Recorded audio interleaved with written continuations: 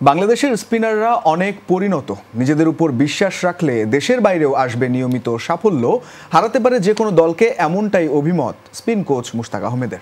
বাংলাদেশের রাজনৈতিক অস্থিরতার মাঝে পিসিবির বাংলাদেশকে নির্ধারিত সময়ের আগে আমন্ত্রণ জানানোর ভূয়সী প্রশংসা করেন তিনি।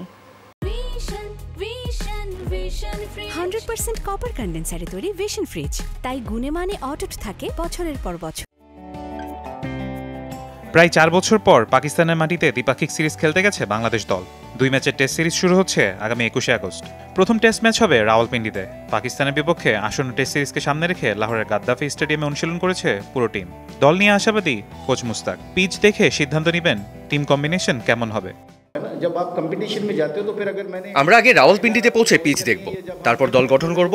বাংলাদেশে বেশ কয়েকজন তরুণ ফাস্ট বোলার আছেন, ওদেরকে সময় দিলে ওরা অনেক ভালো করবে। বাংলাদেশের স্পিনারদের সাথে কাজ করে গর্বিত কোচ। তাদের শেখার আগ্রহ প্রবল। তাইজুল, সাকিব, মিরাজরা প্রত্যেকেই ম্যাচ উইনার। বাংলাদেশের স্পিনার তাইজুল, মিরাজরা অনেক প্রতিভাবান। তারা নিজেদের কাজটা ঠিকভাবে করতে জানেন। বাংলাদেশকে জিতিয়েছেন বহু ম্যাচ। নিজেদের উপর বিশ্বাস রাখলে দেশের বাইরে মিলবে অনেক সাফল্য। বাংলাদেশের গণ অভ্যুত্থানের মুখে ডক্টর মোহাম্মদ ইউনূসের নেতৃত্বে গঠিত হয়েছে অন্তর্বর্তীকালীন নতুন সরকার। দেশের এমন কঠিন পরিস্থিতিতে বাংলাদেশকে আমন্ত্রণ জানানোয় পিসিবিকে ধন্যবাদ দিয়েছেন মুশতাক। বাংলাদেশের কঠিন রাজনৈতিক পরিস্থিতিতেও পিসিবি বাংলাদেশকে আমন্ত্রণ জানানোয় আমি পিসিবিকে ধন্যবাদ জানাই। দুই দেশের মধ্যে ভবিষ্যতে বয়সভিত্তিক পর্যায়ে বেশ কয়েকটি ট্যালেন্ট এক্সচেঞ্জ প্রোগ্রাম হলে খেলার সুযোগ তৈরি হবে, বেশ কিছু প্রতিভা বেরিয়ে আসবে।